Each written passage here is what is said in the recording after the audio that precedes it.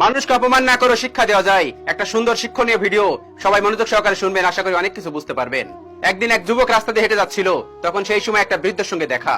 তখন দৌড়ে সে বৃদ্ধের সামনে গিয়ে বৃদ্ধকে বলল, স্যার আপনি কেমন আছেন, আপনি কি আমাকে চিনতে পেরেছেন? বৃদ্ধ লোকটি বলল, না আমি তো আপনাকে চিনতে পারলাম না। যুবকটি তখন বলল, আমি একটা সময় আপনার ছাত্র ছিলাম।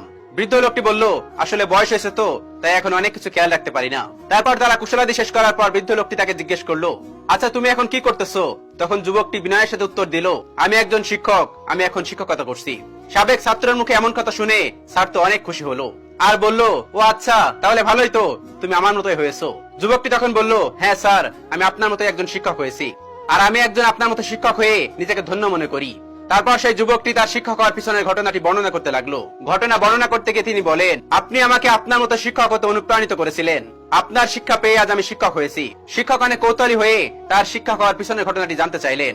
তখন যুবকটি তার শিক্ষক হওয়ার ঘটনাটি বলতে গিয়ে মনে করিয়ে দিলেন তার টিচারকে সেই স্কুল জীবনের একটা ঘটনা। স্যার আপনার মনে আছে, আমাদের সহপাঠী আমার বন্ধু অনেক সুন্দর একবার একটা ঘড়ি নিয়ে আসে।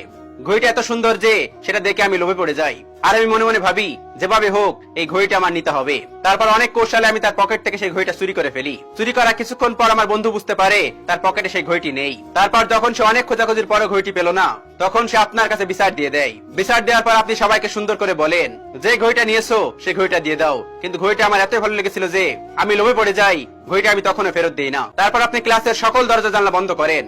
তারপর আপনি সবাইকে বলেন মেঝেতে আসতে। সবাই মেঝেতে আসে।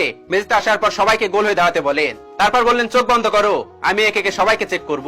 সবাইকে চেক করতে করতে যখন আপনি আমার কাছে আসেন, তখন আমি ভয়ে কাঁপতে থাকি। যতটা ভয় পেয়েছিলাম আমার জীবনে আমি কখনোই ততটা ভয় পাইনি। তখন আপনি আমার পকেটে হাত দেন আর ঘড়িটা পেয়েও যান, কিন্তু ঘড়িটা পাওয়ার পরেও আপনি কাউকে কিছু বললেন না। আপনি একে একে সবাইকে চেক করলেন।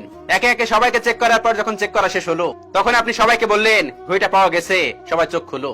ঘড়িটা পাওয়ার পর যে বন্ধুটার ঘড়ি ছিল, সেই বন্ধুটা আপনাকে জিজ্ঞেস